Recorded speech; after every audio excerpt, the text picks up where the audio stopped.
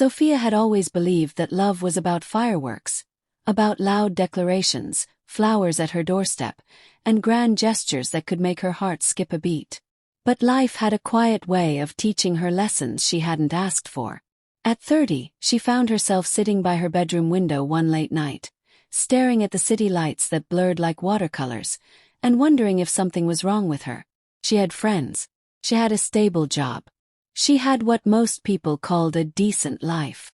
And yet a hollow space in her chest ached quietly, a space that whispered, "You don't just want someone. You want to be understood." It wasn't the first time she'd felt that way, but that night it felt louder, like her soul was trying to tell her something she couldn't ignore. She didn't crave the idea of simply having a man in her life. She craved connection, the kind of deep, grounding emotional bond that wasn't built on appearances or fleeting passion but on being truly seen. She wanted someone who could hold her hand not just in public but in silence, who could hear her even when she wasn't speaking. The universe answered in the most ordinary way possible. It was a quiet afternoon at a creative workshop in the old part of the city, a space filled with bookshelves, paint-stained tables, and the smell of brewed coffee. That's where she first saw him. Daniel. He wasn't the kind of man who drew attention when he walked into a room, but there was something in his presence, a calmness, a steadiness that made people feel safe. Their first interaction was nothing spectacular. A polite nod, a brief exchange of names, and then silence. But his eyes lingered, not in the way that demanded anything from her, but in a way that said, "I see you." Over the weeks, the workshop became their shared space. Sometimes they talked, sometimes they didn't. It was the quiet that fascinated her most.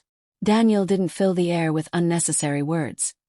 He seemed comfortable with silence, as if he knew that some connections didn't need to be spoken into existence. They simply were. One evening, as they were packing up, he asked softly, "Are you okay?" There was no pity in his tone, no forced concern, just quiet sincerity. She almost brushed the question off, almost said, "I'm fine," but something in his voice stopped her. She didn't answer, but for the first time in a long time, she didn't feel alone.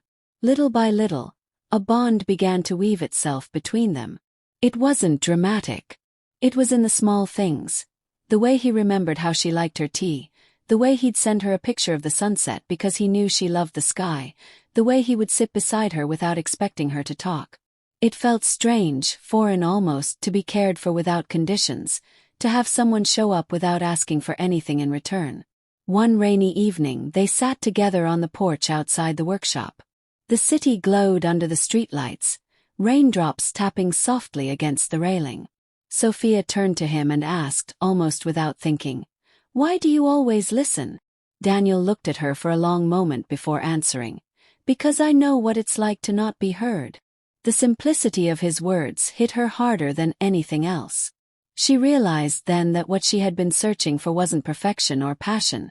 It was safety. It was someone who created a space where she could simply be herself. No masks, no pretenses. Just Sophia in her rawest, most vulnerable form. As months turned into a year, their connection deepened in ways neither of them had expected. He opened up about his life, about the loneliness that had clung to him like a shadow for years. She shared her fears, the nights of overthinking, the scars left by people who had walked away without explanation, the weight of always feeling not enough. And through it all, Daniel never tried to fix her. He never told her to just get over it, or that she was too much. Instead he stayed. He listened. He reminded her in ways big and small that she was worthy of being loved exactly as she was. There were no fireworks, no dramatic turning points. But there were moments, tiny, precious moments that built a foundation stronger than any grand gesture ever could. Like the time she failed a big project at work and called him, her voice trembling as she said, "I think I'm a failure." He didn't argue, didn't throw empty affirmations her way. He just said, "I'm here. You're not alone in this." And somehow, those 4 words held her together when nothing else could. Or the night he showed up at her door after she'd had a panic attack, holding her favorite tea in one hand and a small cup that read, "Everything will be okay," in the other. He didn't try to make her laugh or distract her. He just sat there, letting her lean against him, breathing slowly until her heartbeat calmed. That night she cried. Not out of pain, but out of the quiet relief of finally being understood. Their bond wasn't about perfection. They had arguments, misunderstandings, and moments of distance. But every time they found their way back, not because they had to but because they wanted to. Because in a world where people came and went like passing storms, they had found something rare. A steady presence, a quiet loyalty, a connection that didn't need constant proving. One spring afternoon, they were sitting under the shade of an old tree in the park. The air was filled with the scent of blooming flowers, and children's laughter floated in the distance. Sofia turned to him and said softly, "You know, I used to think I just needed someone, anyone, to be there. But then you showed me, it's not just about having someone. It's about having someone who sees the parts of you you don't show to the world, and loves you there, in those hidden places." Daniel smiled, that quiet, steady smile of his, and replied, "I didn't just see you, Sofia. Felt you. In your silences, in your laughter, in the way your heart beats faster when you talk about the things you love. You don't need to say much for me to hear you." She looked at him then, and in that gaze was everything words could never fully express. Gratitude, trust, and a kind of love that didn't demand, didn't suffocate, but simply existed. It was in that moment she realized that what they had wasn't just love. It was something deeper. It was home.